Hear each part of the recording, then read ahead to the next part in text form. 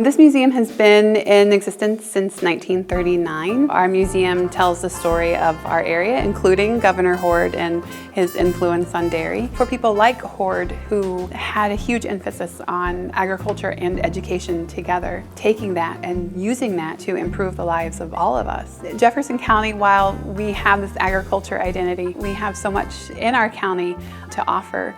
It's just a beautiful place to live.